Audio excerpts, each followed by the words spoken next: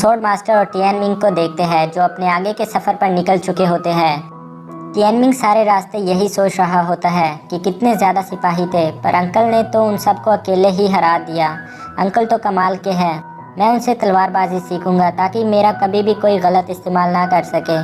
Tianming sword master से कुछ देर आराम करने को कहता है क्योंकि वो काफ़ी ज़्यादा ज़ख्मी होते हैं, जिस पर स्वॉर्ड मास्टर कहते हैं कि रास्ता बहुत लंबा है और हमें चलते रहना चाहिए।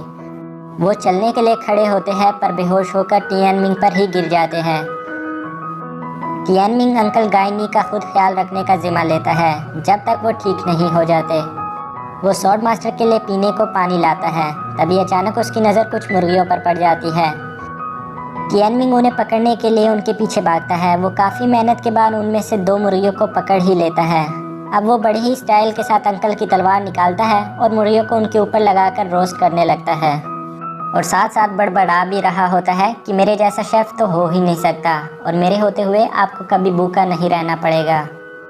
दूसरी तरफ नज़दीक ही एक गांव होता है और हम देखते हैं कि एक बच्चा बहुत सारे बड़े आदमियों से लड़ रहा होता है। इसका नाम जिंग शायू होता है।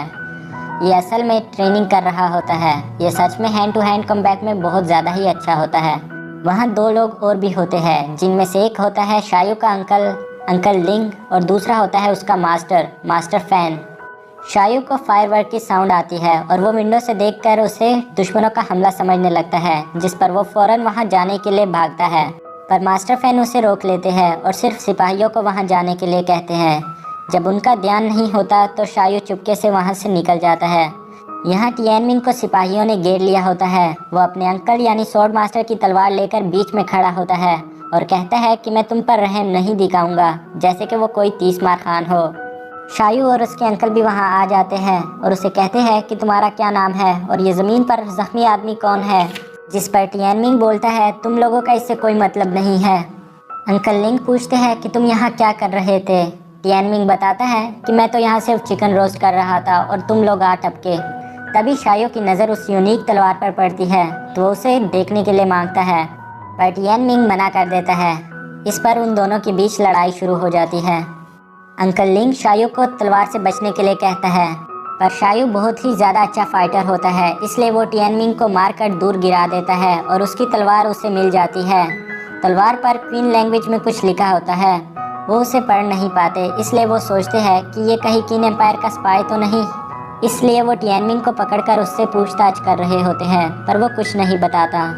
अब सर लियांग ये अंदाज़ा लगा चुके होते हैं कि इन दोनों ने कुछ नहीं किया और ये बेगुनाह है। शायू वहाँ पर तैनात गार्ड को ढूंढने लगता है। तभी एक जॉइंट मैन जो कि वू शेंग होता है उस गार्ड को उनकी तरफ फेंक देता है।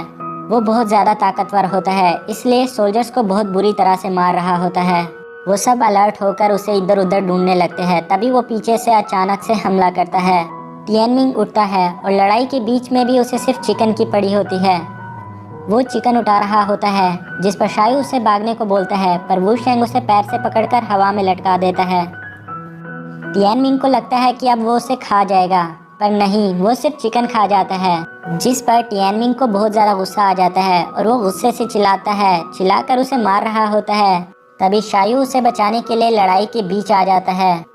वू शेंग शायू के हाथ में वो तलवार देख लेता है जिसका नाम रेनबो एबस होता है, जिस पर उसे कैलियन की बात याद आ जाती है। जिसके पास वो तलवार यानी रेनबो एबस होगी वही स्वॉर्ड मास्टर होगा और तुम्हें उसी को मारना है।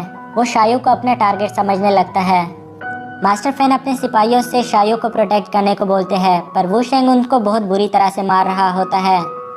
अंकल लियांग शायू को वहाँ से भागने के लिए कहते हैं, पर वो वहाँ रुककर अपनों के लिए लड़ना चाहता था।